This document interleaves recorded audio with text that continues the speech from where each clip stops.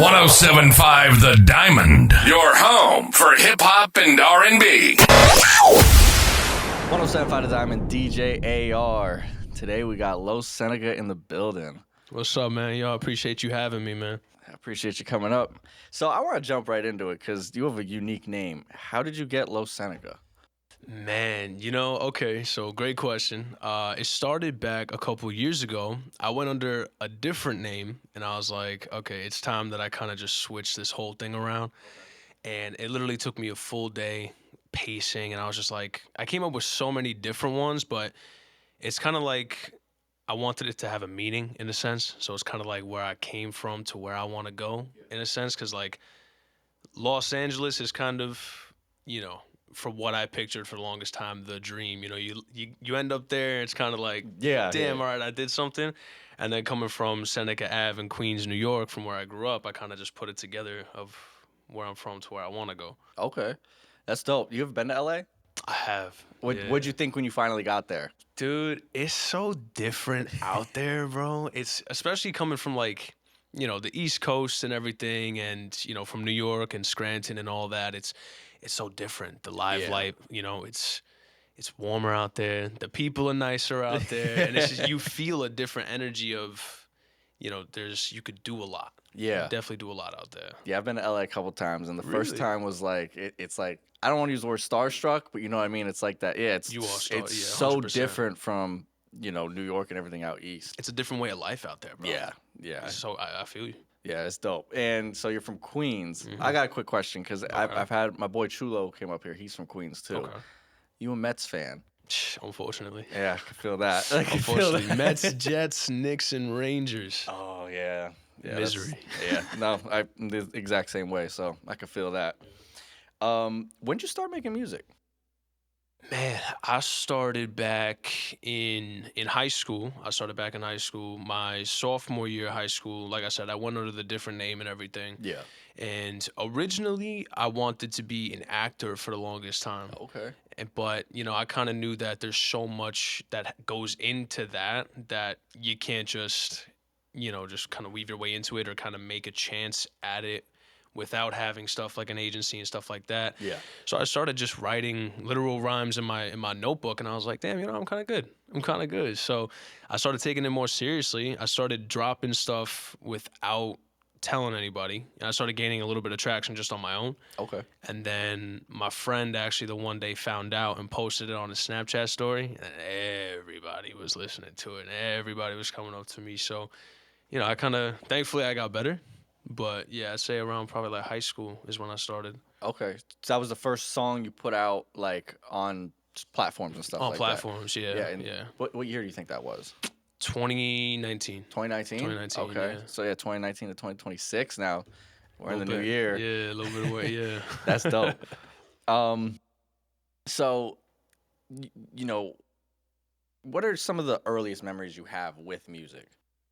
Man, some of the earliest memories I have with music. Damn, that's a good question. I'd literally say, being the first kind of way is like I started writing music and stuff. And shout out to my mom because she literally gave me like everything to start. She gave me this old like HP laptop that, man, do I have memories with that thing. I had to keep it on charge. You take it off charge, it died. And it was like so slow. So running like, an unpaid version of FL where I could only use so much of it.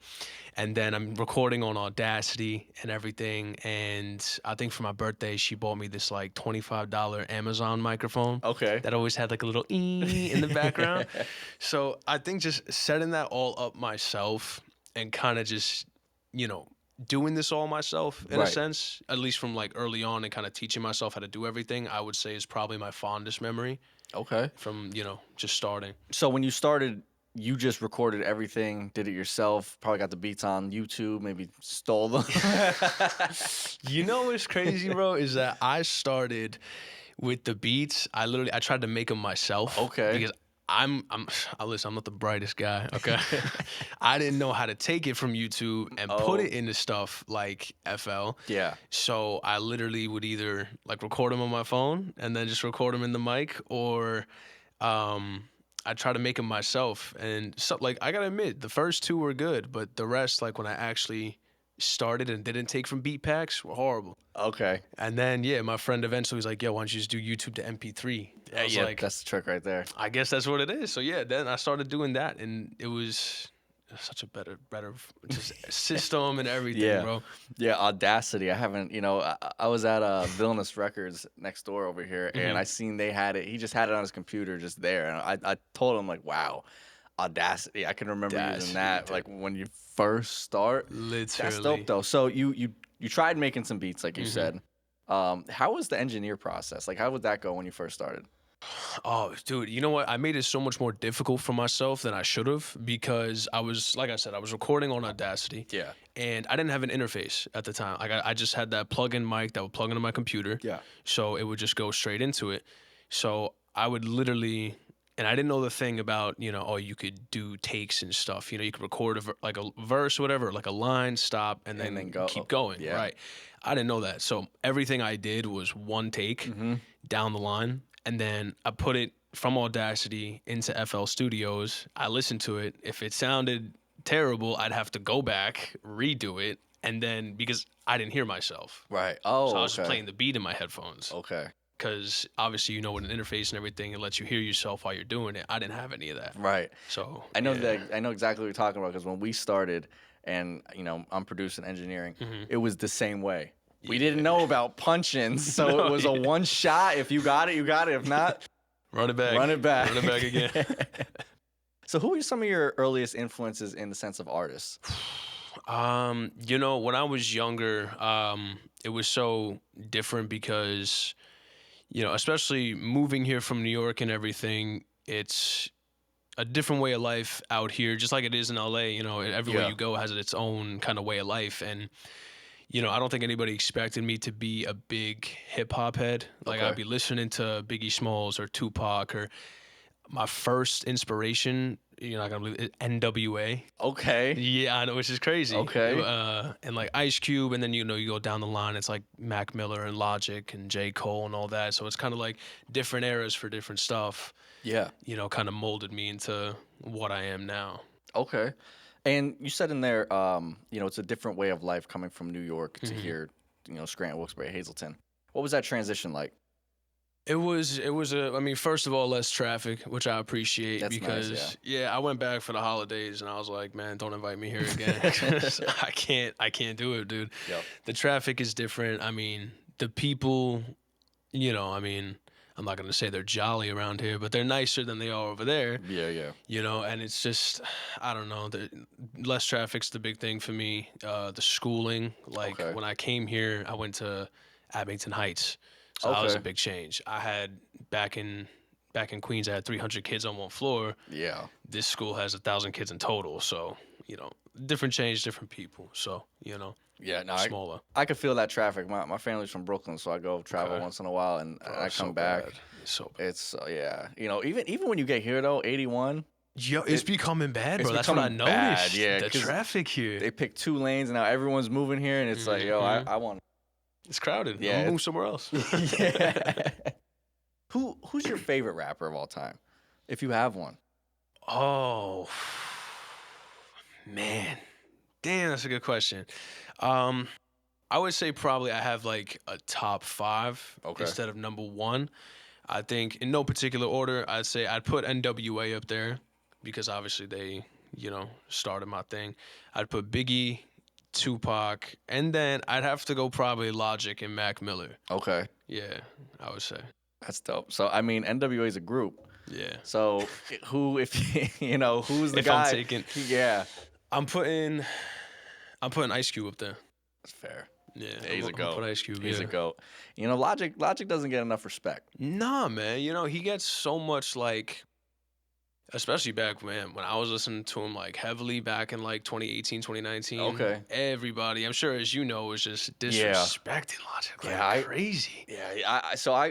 My first time hearing Logic and I really got into it was 2013, 14. 2013. So right when he put out his debut album, And that when he had that shift over to the Incredible True Story and everything, Right. I mean, it was so dope. But it felt like right after that, it was like the internet just went on a Yeah, they started just. it started It was just bad. killing him. But yeah, he's dope. He He's is, really bro. dope. Yeah, and I mean, now, I mean, I haven't listened to him really recently, but some of his new stuff was like, all right, bro. Like, all right. Do you have a favorite NWA song?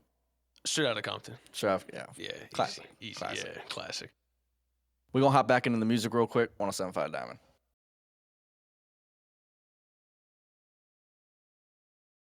The Diamond, where hip hop shines the brightest. DJ AR. We got Lil Seneca still in the building. What's up, yo? You just put out a new single, That's right. Interventions. Mm-hmm. Fire single. Thank you, bro. Tell me Thank a little you. bit about that. So, man, I have a whole project coming out this year called Man of the Year 2, which is a continuation mixtape of a one that I put out prior. Okay. Kind of like my own little series going, before I release the studio albums and stuff like that. But I was on TikTok live with my fans because I like to do that like every other weekend. And I was just playing music for them, and I played that one because I had that in the vault, and I wanted that to be like the intro to the album. Okay. And they loved it. They like comments I was getting like was crazy, the love for it. So, and I loved it too. I thought I spoke real on it. The sample was amazing. So I decided to put it out because, got to have a rollout of some kind. So I put that out, and then, we'll keep going. Yeah, I love the boom bap like feel, that hip hop, and it makes sense with the influences that you said. Yeah, thank you. You can hear it in your music. Another one was maybe my favorite. I really like Interventions, but Under Pressure. Ooh, I like that one. Yeah. Yo, you know what's crazy? I feel like that's so underrated, bro. It's become one of my favorites, and just the way that I'm going like at it, and it's like boom bap-ish, but it's Yeah. not too boom bap-ish. Yeah, right. You know what I mean? So it kind of like fits in there. I appreciate you saying that, man. Oh, you made my day just with that now. Yeah, that one's fire. That Thank one's you, fire. bro. Thank you. The other one's Slipstream. Slipstream. I like that one too. Yes, bro. It seems like, the newer that, like my new music that I've been coming out recently is so different than what I've done prior. Okay. And I can tell because my engineering has, at least for me, has gotten so much better. Yeah. Because I used to have like a whole team, and then, obviously everybody parts ways and stuff like Of that. course, So yeah. I learned to do it myself. And yeah, Slipstream was kind of like, I like to do a lot of different things. Like, I mean, hell, man, I got a drill song on there. I got like a lot of stuff. So Slipstream was definitely one that I kind of wanted to bring it into kind of how like mainstream hip hop is now, Yeah. with like the lyrical influence to it. Right. No, I think it's dope. I think it's a great combo of the two. Those three, because there's some of your newer songs. Yeah. Setting the tone for what you said is Man of the Year 2. Right. How did Man of the Year, the original, come about? So, damn good question again, man. You're firing all cylinders. Man of the Year I was in college at the time. Now, I'm going to be honest, I was not a good student through high school, not a good student through college, to the point where, I was like, around the time I just graduated high school, I'm like, man, I want to do this music thing. But, obviously everybody has to have something while they're pursuing their dreams. It just makes sense. You can't just do the dream and not have anything to back you up. Of course, yeah. To push that dream and to push other agendas that you have. So I was like, okay, I'll try Luzerne County to community college because they Okay. had a music degree or whatever. I did it for about a week, and then I started skipping classes and going to their studio, and I was like, I wanted to put together a new project that, kind of said what I am in it. So that's kind of like where Man of the Year came in, like a man that's flawed but still has, the chance to do something here. So Okay. That's dope. That's thank dope. you. I appreciate it. LCCC. LCCC, man. I dropped out before I walked in the door. Really? Yeah. I dropped out like after I was done using their studio. Yeah, it's cool, like the studio and stuff they got over there. Because they have they even have the the college radio station over there. They do, yeah. Which is dope. So obviously, hip hop artist in 2026 now. What is the importance of creating content on TikTok? Because you do that. I do, man. I had to do that. Yeah. You know what I mean? Like I had to because, I started obviously when I was when I was first starting the Law Seneca thing, but it was not as prevalent as it is now because in this day and age, bro, I mean, I feel like more than not, everybody's trying to either be a content creator, an influencer, a rapper, or something else. Yeah. So you kind of got to keep ahead of the curve here. And how else is people, how are they going to see you?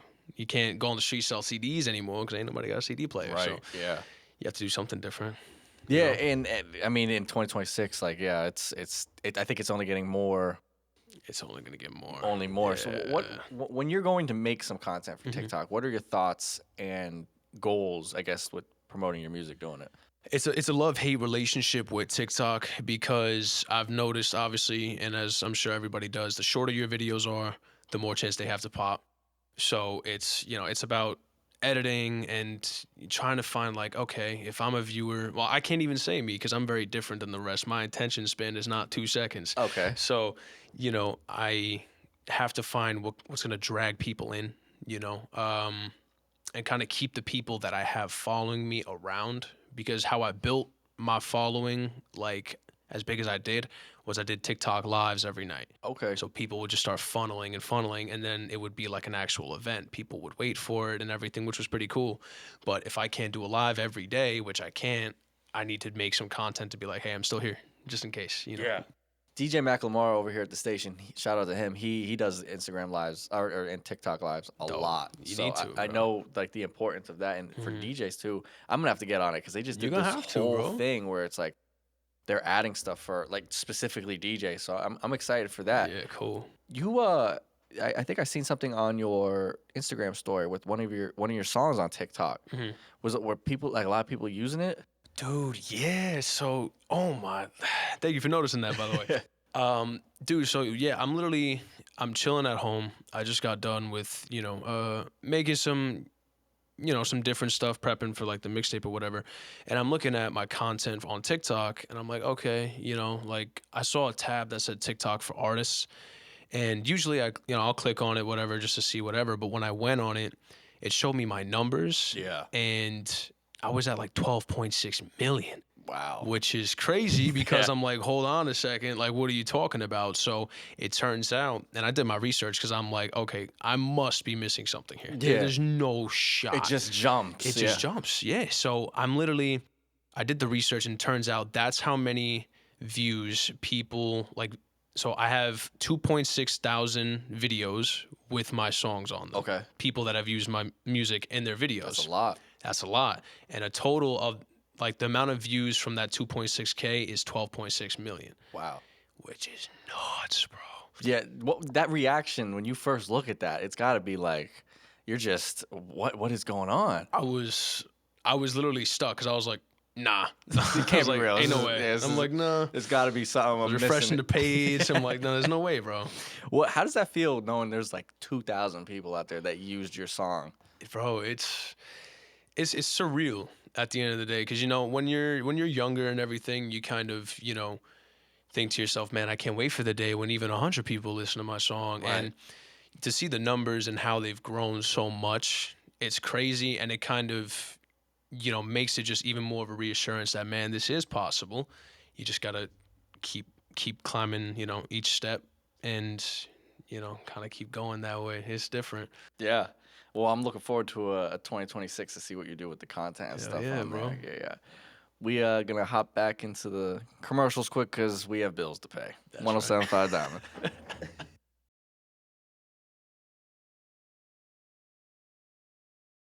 107.5 The Diamond, DJ AR. We're back. Los Seneca is still here. We back at it. I want to kind of go off rap just a little bit. And I Sure. seen something on your page, Spin and Savory. Spin and Savory, man, it's pulling from the archives.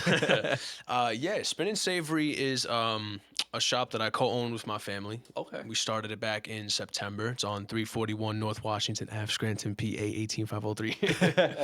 But yeah, man, yeah, no, it's a cool venture. Cool venture to have, Okay. And I saw pizza for the most part. is that really what it is? Pizza and other things like that? So it's mainly actually pinwheels, which is like a Okay. pizza bagel. Okay. And like it's made with pizza, like fresh pizza dough and everything. Yeah. And then it's like whatever the theme is. Like if it's chicken bacon ranch, it's like stuffed with chicken bacon ranch or something like Okay. that. That's kind of like our main thing. And then we have Detroit style deep dish on the side because my father was Fire. he's a pizza man for as long as I can remember. Okay. So, he took the chance and did something different. So I guess cooking or pizza and things like that just runs in the blood. Runs in my blood to the max. Back to the old country runs in my blood, man. Yeah. What's your favorite thing to eat there? Man, my favorite thing. Man, that's a good question. I think I'm gonna go the chicken bacon ranch pinwheel. I think that or the meatball parm is good too. I think I'm gonna go chicken bacon ranch. Yeah, Chicken bacon ranch. Yeah. I've never had a pinwheel. Well, first, I don't eat meat anymore. Really? One of those guys. Yeah. Okay. It just wasn't sitting right with me no more. Okay. We have vegetarian options. I'm gonna have to come in. Yeah, you have to come in, bro. It On looked me. good. On It me looked first good. tip. Dope. So we just ended 2025. Mm-hmm. Going into 2026. You said you have your new album coming out. Right. Or you're working on that. Right. What are goals for 2026? Man, it's a good question. I mean, my goals is just not to be in the same place I was in 2025. You have obviously things that like life and stuff that kind of get in the way Yeah. of a lot of things that you want to do with, your dreams and your aspirations and your goals and all that. So I think my goal is definitely to be more disciplined and more focused and get stuff done, get stuff, actually that I think of and I put on my schedule and I set it in motion that it actually needs to get done, like making the songs for the project, which we're almost done with that already, getting, I think, also a better image as well, because, obviously with TikTok and everything like that, you got to post consistently. One of Right. my flaws is, besides the TikTok lives, I don't post as consistent as I should. Okay. So I think being consistent and being disciplined and not being in the same place I was last year would definitely help. Well, how does one achieve that form of discipline? Now, I know you say putting Right. pieces down and making sure you do it, but like, Yeah. what do you think? To build that consistency, that is the hardest part with That's the TikTok. hardest Because part. even for me, like doing that, it's like, wow. So much. You There's guys- so much that goes into it. Yeah. And then it's, as I'm sure it's like, all right, you post a video and maybe it doesn't do so well and you're like, you know what I mean? Back to the It's drawing board. Back to the drawing board till one hits, Yeah. But that's the hardest part, is building that consistency, I think it's just about, looking at yourself and just actually focusing and actually getting those things, in motion, taking it one step at a time. It doesn't have to be, if you're going to the gym for the first time, you're not going to start lifting 70-pound weights just because you want to get bigger. You got Right. to take it step by step by step. And I think if you take it step by step, it's going to be easier to build your consistency. I like that. I guess word of the wisdom. Yeah. So we had met at Atmosphere's Christmas party at the Loft. Yeah. And that was the first time I got to see you perform and, really get to hear your music and stuff. Right. What was that experience like at the Loft that day? It was a good experience. It was my first time ever performing locally. Okay. Because my first ever show I did in Freeland at All right. at the Other Side Bar and Grill. It was a connection from LCCC. Okay. So, I was Shout like, out all right, yeah, LCCC. cool. Like, I'll do it, whatever. That actually went really well.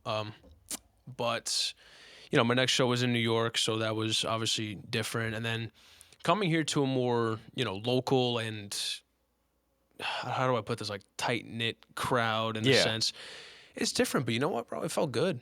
It felt genuinely good. As a performer, obviously, you're always nervous to, oh man, I hope I don't mess this up or mess that up. But I've always been one that's kind of had like a switch. It's like you get nervous, but then it's like, all right, I have the mic. It's just I'm ready to rock and roll. It was good, and I'm thankful. Obviously, shout out to Atmosphere and the middleman too for starting that kind of journey and relationship and everything. So yeah. That was the dope show, and yeah, like you said, when you come out to these shows here, particularly, they're a little bit more intimate. I like to use the word Intimate, because yeah, people are, there we go. you're close. There's not too many people there, Right. and they really get to to hear what you're saying and feel the show. Yeah. So that was your first performance here, you said. Mm-hmm. What's it like when you go back? I'm assuming you performed in New York. Like you Mm-hmm. said, what's the difference between performing with the two? Well, okay, so the difference was here it was obviously for a charity event, you know. Everybody was, you know, getting along with each other. It was a good time overall, right? Like you said, more intimate crowd and everything. When I went to New York and I performed, it was kind of like this competition thing. Okay. So, you know, I'm waiting in line and stuff, and you have people coming up like, "Oh, this is the competition and everything." I'm just like, whatever, bro. Yeah. I'm gonna just get up there and do what I do. But first off, the crowd is very different. There must have been probably like 500 people at that venue. Oh wow. Yeah, it was pretty big. So, you know, everybody's doing their own thing, and you know, you have other people that are performing and stuff. So, you know, and with how many people there were, it could drag on a little bit. But I think I woke up the crowd, you know, because after I was done, I had so many people coming up to me being like, yo, best performance of the night. Like, you know, like the radio station I told you about came up and gave me this stuff. Like, it was a different feeling, and it felt good, but it feels good every time. Even at Atmosphere, it felt good. You know, people come up to you, they acknowledge you, they tell you how good you did and everything. And it's cool. Nice when you could put on that performance and people, you know, they see that and they're like, you know, they show some love. Mm-hmm. You know, if there was I guess maybe not a venue or something, if you know one particularly that you would want to perform at. Madison Square Garden, easily. Yeah. I've had that ever since I was young, man. And the fact that I went there to see a Logic concert, Okay. on his Bobby Tarantino 2 tour, one day. Yeah. One day. I mean that venue's just Unreal. It's unreal. Yeah. I've gotten, Unreal. you know, I think if so I've been to Knicks games. Really? Been to Knicks games, They're yeah. nice, right? I've actually saw one concert there, but it's an odd one. Okay. Went to see Ariana Grande. Yeah. Wow. All right. Big fan. Yeah, you know, in early 2010s and stuff, I was Okay. a big fan. I mean, I still like what she does, but then it was Nice. like, she put out her one album. I'm like, it was like a birthday present. I was like, Oh, all I was right, like, nice. all right.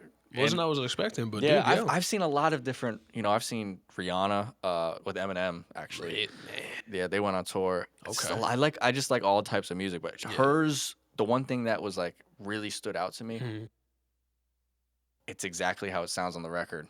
Yes. Like I love when a rapper or a singer sounds like Exactly how how they do. Exactly how they do. You kind of give me that, like when I heard you, Yeah. you know, you were able. It sounded like what I was hearing. Thank you. So that's dope. And Thank you. and you know, you're rapping it. Yeah. You know, no shade at the rappers that use No shade. backing no shade. tracks and stuff like that, because I think there is a time and it's necessary for some artists. Absolutely, yeah. But depending on how long the show is or something. Right, yeah. Right. And auto tune, you know, And auto tune stuff for like that. singing, yeah, absolutely. which is cool because you know that vibe's so dope. But getting to hear that, Yeah. just fire performance. Thank you, bro. I appreciate that. You have any shows or anything coming up in the future here? You know, I definitely want to. I definitely want 2026. I kind of look at my schedule or like the calendar, as I'm sure everybody else has their own agenda and stuff. And it's like, I want it to be packed, you know, and it'll get there over time. Obviously, it's not going to happen overnight. But, Right. you know, I got a couple fans asking me to come out to like Colorado or Louisiana because my fans are kind of all over the place. Okay. Which is, you know, I wouldn't expect them to listen to like rap music. But yeah, they, you know, some of them have like a winter festival out there or something that they want me to do it. But, you know, it's just all about finding out how to do it and then hopefully planning more in the future, depending.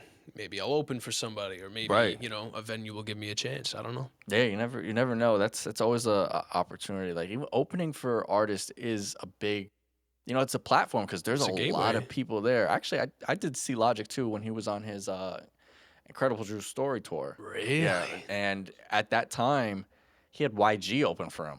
Really? Yeah. So that was like, and YG was still already coming up, but Mhm. you know, even when you get to that point, like artists still open up for somebody that maybe has, you know, and it was crazy actually. I think it was YG, Logic, and I think G-Eazy was actually the That's headliner. Crazy, bro. Yeah. It was a pretty big bill. You know, that it's crazy that you mentioned that because when I went to the Logic thing, I'll never forget this. He had openers. Like I'm Okay. sure you know who like Big Lembo is Yeah, and stuff. Like yeah. he had that, and then he had Supreme Kyle, Super Duper Kyle with Lil Yachty. Oh yeah, yeah. And he had NF up there.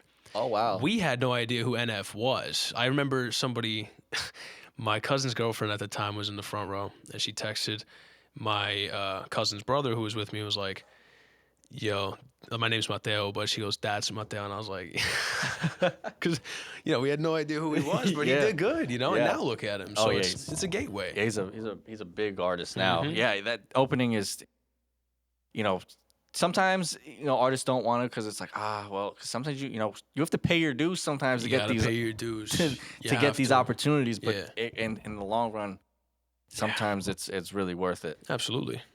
So do you know when you think Man of the Year 2? Or I definitely want it to be by February. So not that far. it's not that far. Not No, that far. I need to have like a little rollout plan, but I'm kind of getting to just the back end stuff of it. Like I'd like at least one music video done. Okay. For like the rollout, I'd like to know maybe at least one more single to release, and then, kind of do something that I haven't done for my previous releases, which is kind of make it, as widespread as possible. So, I'm gonna try to shoot for February, Okay. like latest, because I know people are like, you've been teasing it forever, so where is it? So, Yeah. By February. I promise. What's that process when you're going into, do a music video? Do you write your treatments and things like that? The previous videos I've done in the past were winging it. Sometimes the best way to do it. Sometimes, yeah, it is the best time to do it. For me personally, I think for this next time that comes up, I want it to be something to kind of have like, I don't want it to be like superficial or nothing. I'm not looking for $1 million studio budget, but maybe a little story depending on what the song is. I like to add some like comedy or stuff, Okay. in my, nothing ridiculous, but Yeah. I like to show my attributes and stuff, so I like to make it a movie in a sense. So depending on what song that is, I have no idea yet, Right. but I'm sure I'll come up with something. Fire. Well, I cannot wait to hear the new I project. appreciate that. Everything new you're going to be doing in 2026. I appreciate you coming up here. Of course, bro. Dope conversation. 107.5 Diamond with Hip Hop Shines the Brightest is DJ AR Diamond District every single Friday, 5 p.m. to 8 p.m. But, like I said, you rap. Yes, sir. Can you rap? Yes, sir. Let's get to it. Let's get to it.